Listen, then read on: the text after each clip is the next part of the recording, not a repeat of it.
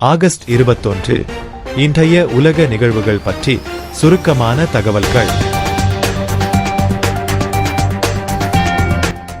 ஐரிசிய நாட்டின் பிரதமர் சிமோன் ஹரிஸ் காசா பற்றி ஊடகங்களுக்கு பேசும்போது, இஸ்ரேல் இராணுவம் காசாவில் ஹமாஸ் போராளிகளோடு சண்டையிடவில்லை, மாறாக அவர்கள் அங்குள்ள குழந்தைகளோடே போரிடுகின்றார்கள் என அவர் குறிப்பிட்டுள்ளமை உலகின் பலரது கவனத்தை ஈர்த்துள்ளது.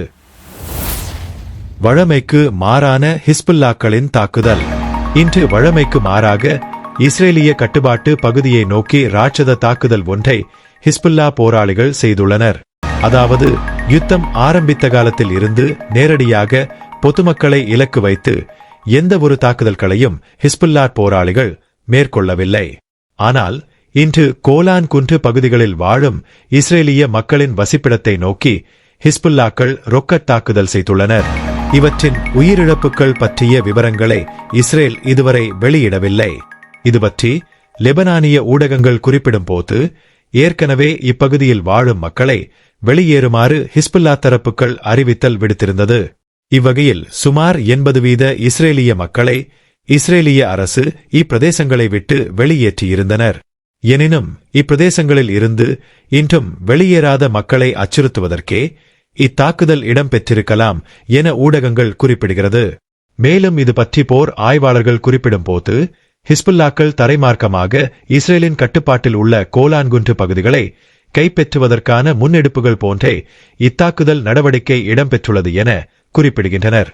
கோலான் குன்று பகுதிகள் சிரியாவின் நிலப்பகுதி என்பதும், பாலஸ்தீனை கைப்பற்றுவதற்காக நடந்த 6 நாள் யுத்தத்தின் போது சிரியாவின் நிலப்பகுதியான கோலான் பகுதியையும் இஸ்ரேல் கைப்பற்றி இன்று வரை வைத்துள்ளது என்பது இங்கு ஞாபகப்படுத்தத்தக்கது. உக்ரைனிய ரஷ்ய யுத்தம் பற்றிய முக்கிய செய்தி ஒன்று.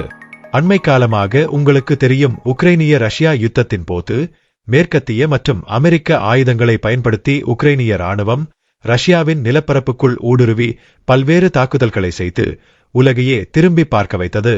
இதனைத் தொடர்ந்து ரஷ்ய ஜனாதிபதி தனது போர் நடவடிக்கையில் அடுத்த கட்டத்தை, அதாவது அடுத்த போர் முறையை ஆரம்பித்துள்ளதாக குறிப்பிட்டிருந்தார். இந்த வகையில் தற்போது போர்க்களத்தில் ரஷ்ய இராணுவத்தின் தீவிர தாக்குதல்கள் இடம்பெறுவதை அவதானிக்க கூடியதாக உள்ளது.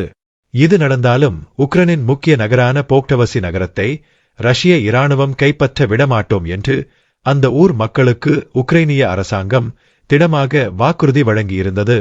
ஆனால் தற்போது இரசிய ராணுவம் போக்ரோஸ் நகரத்துக்கு அண்மையில், அதாவது சுமார் 5 கிலோமீட்டர் தொலைவில் நெருங்கிவிட்டதாக தகவல்கள் தெரிவிக்கின்றது. எனவே உடனடியாக அங்குள்ள மக்களை வெளியேறுமாறு உக்ரேனிய அரசாங்கம் அறிவித்துவிட்டது. இந்த நகரத்தில் சுமார் 80,000 குடிமக்கள் வசிக்கின்றனர் என்பது குறிப்பிடத்தக்கது. தற்போது நகரத்தை சுற்றி எங்கும் குண்டு வெடிக்கும் சத்தங்களும் துப்பாக்கி சத்தங்களும் கேட்டுக் கொண்டிருப்பதாக அங்குள்ள ஊர் மக்கள் ஊடகங்களுக்கு தெரிவித்துள்ளனர். மேற்கு கரையில் இருந்து இஸ்ரேலுக்குள் வாகனங்களில் ஊடுருவிய அல்கசாம் போராளிகள் காசாவில் பணியாற்றிய முக்கிய இஸ்ரேலிய ராணுவ தளபதிகள் சிலரை இஸ்ரேலின் பல வீதியோர சந்திகளில் சினிமா பாணியில் அவர்களை சுடும் காட்சி சமூக வலைத்தளங்களில் ஹமாஸ் வெளியிட்டு வைரலாக்கியுள்ளது. இதனை எமது யூடியூப் அலைவரிசையில் காண்பிக்க முடியாது உள்ளது. இவ்வாறு ஏற்கனவே காண்பிக்கப்பட்ட 2 காணொளிகளுக்கு நவம்பர் 18ஆம் தேதி வரை சில கட்டுப்பாடுகளை யூடியூப் நிறுவனம் தண்டமாக எமக்கு விதித்துள்ளது. இத்தோடு எமது செய்தியறிக்கை நிறைவுறுகிறது. நாளை முக்கிய உலக செய்திகளின் சுருக்கங்களோடு உங்களை சந்திக்கின்றேன். Hear real-world information instantly. News Global Library.